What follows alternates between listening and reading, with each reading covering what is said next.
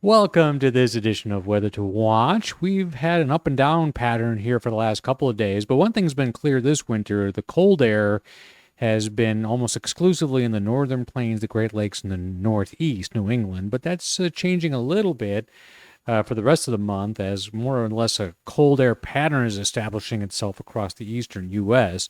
We'll dive into that, take a look at where the snow is possible both now and maybe a little bit more down the road, and also look at the January outlook and see how well it matches with the pattern that I'm seeing. Welcome, everyone. I'm meteorologist Ted Keller. I start out with the visible satellite loop of the lower 48 here on this Wednesday afternoon, and you can definitely see something huge is going on here with just a surge southward of clouds. You can just see it just pushing things out of the way as it asserts itself across the plains here. A little rotation in the clouds here. Let's see how that translates to the 500 millibar flow, which is one way to interpret this as the steering currents. And the wind's generally going to be blowing along in parallel to these red lines. And so we have a huge long wave trough, which usually establishes itself as a cold air producer right behind it in this area here. Then we have little short waves moving through it, like that one right there, and maybe another small one right there. And then look at this big high pressure bubble sitting over California and also Oregon and Nevada. If we look at the surface map, cold front in the mid part of the day was racing through the Ohio Valley, the Tennessee Valley, the lower Mississippi Valley, with this high pressure center right here at 30.5. Now, this is what the model thinks it will be in the afternoon, and it's pretty close. And if we look at some actual readings here, this afternoon at 2 o'clock Central Standard Time, the temperatures were in the 40s in southern Missouri and Kansas, but quickly dropping down below freezing. Roughly in this area right through here, kind of drawing a line back from when I used to analyze maps, just trying to do interpolation. There we go. And these are actual temperatures, and you can see it's down in the teens in the afternoon in parts of Minnesota and the North Dakota. And then these little symbols here are weather symbols. So this is light snow, this blue here. So that was pretty common across the northern part of Michigan, lake effect snow band areas. Take a look at that. The two green dots are rain, and we'll investigate that here in a minute. Now, this is the wind gust, which I've been hearing outside my window here in Springfield, 31 miles per hour at 2 o'clock. Pretty common to get them above 32, which is kind of this lime green color through Iowa and through parts of Indiana, Ohio as well, and even parts of Michigan. So if we look at the radar here this midday, you can see this huge banding precipitation area here. And one question would be, how much of this is rain and how much of this is snow? Well, it turns out that the rain snow line is right about there, and we can look at that on a local radar out of Cleveland, and it kind of go ahead and paints in what it thinks the rain snow line is based on some weather model data and some real data too. So yeah, right around Cleveland. And so this is a heavy snow it's more connected to a storm system, but that will translate to lake effect snow here. But we can show you more on the snow details here in just a sec. So the advisories are as follows. Winter storm warning in effect for this pinkish area here, including the cities of Rochester and Buffalo, New York, and getting way up into upstate New York. Cleveland is under a lake effect snow warning, as is Erie, Pennsylvania, and all the areas in between and even surrounding that a little bit. And a winter weather advisory, which means it'll snow or maybe some winter precipitation too. This would be all snow, but down below the amounts that would be critical. So what are we talking about here? This is the 72-hour forecast issued by the National Weather Service, kind of a conglomeration of all their forecasting. And if you look at the scale here, if it's an orange color, that's a foot of snow. So that is going to be very prevalent in southeast Michigan and also in that snow belt area here. And this is also helped by topography in this area too. A little bit of uplift along the hills there is going to pump out at least a foot of snow. And same right here. Again, this is a combination of snow coming in behind what I showed you on radar, and then what'll ensue afterwards, which is lake effect snow banding, and of course the UP of Michigan not to be left out as well.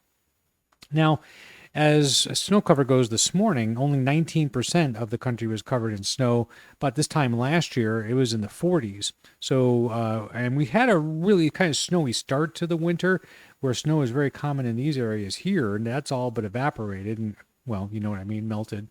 And but I think we're going to be adding to this a little bit more in the latter half of January.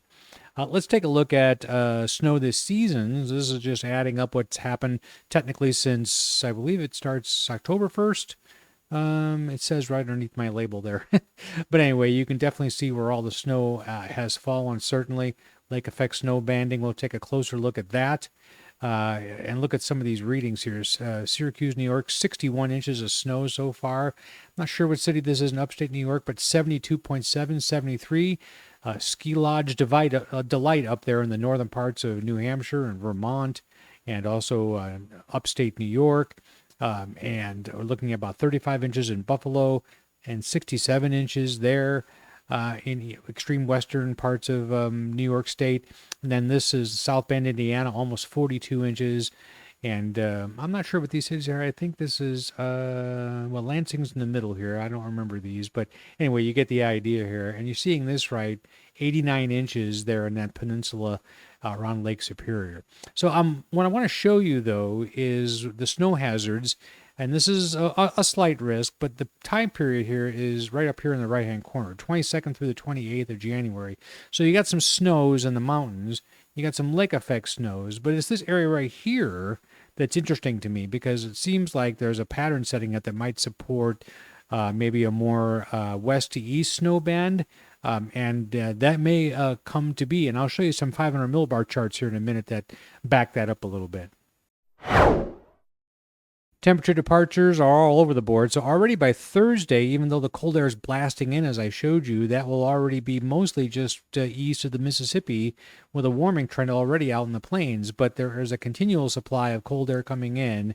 And as you just jump ahead 2 more days to Saturday, boom, there it hits again with a high of 1 in Fargo and below zero highs in parts of looks like, below zero highs in northern Minnesota. Again, the colors indicate below or above normal. So this is basically a below normal surge of cold air right here. And high temperatures won't get above freezing in places like St. Louis and Kansas City.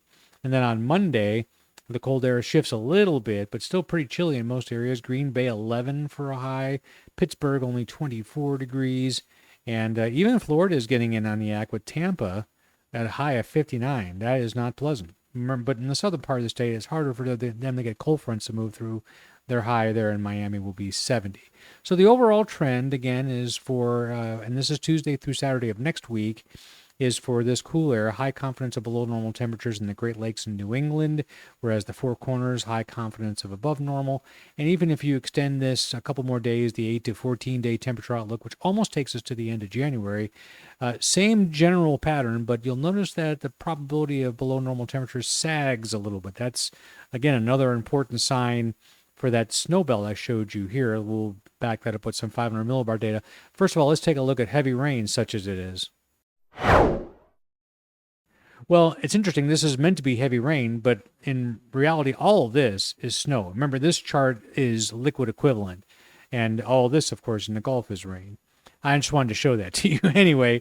But I do want to talk about on the 8 to 14-day temperature outlook that we do have this bullseye right around Memphis and Jonesboro, Arkansas, that area of a high confidence of above normal precipitation. And in a rare kind of move, they have a moderate risk, middle risk right here in the Tennessee River Valley of heavy rains the 22nd through the 25th. So this is a storm system that's obviously going to be affecting the south with an implication that it'll moving this way. Now, my question is, this is the rainy side of this storm. What's happening up here? So that's the interesting question. Let's take a look at that. So for the week starting Monday, a couple of days ago, this is the 500 millibar anomaly. So when you see the colors, the deep blues and purples are way below normal on the heights and the dipping southward of those, and way above normal where you see the orange colors and the warmer colors out west. So big anomalous high sitting over California. You already saw that on the opening charts, and just a continual flow of cold air. And I should note, though, that, again, you expect there to be above normal temperatures on a ridge, and there is. But the main effect of this temperature pattern at the 500 millibar level is to bring the southeast into chilly pattern. Now, if you're near normal, in other words, if you're kind of in a neutral zone here, that means it's still typical winter. Don't read this chart wrong. But this is way above normal, and this is way below normal. And even in Mexico, they get in on the act.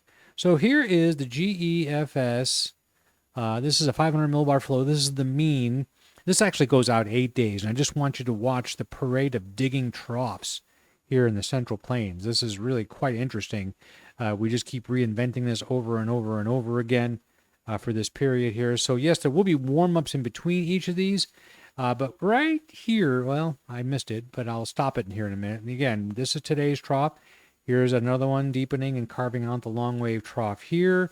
And then that sharpens up, and then we got another one coming out of the northern plains, or Canada into the northern plains. And I want you to watch right here when it stops. I want you to notice that there's a little bit of a dip in the jet stream flow right there. And if I freeze that and change models to the EPS, is the European version of the same thing, there's a little troughiness out here. So I'm thinking and I'm wondering how much of this, as this moves into the plains, that is what's going to help to spark that rain area there.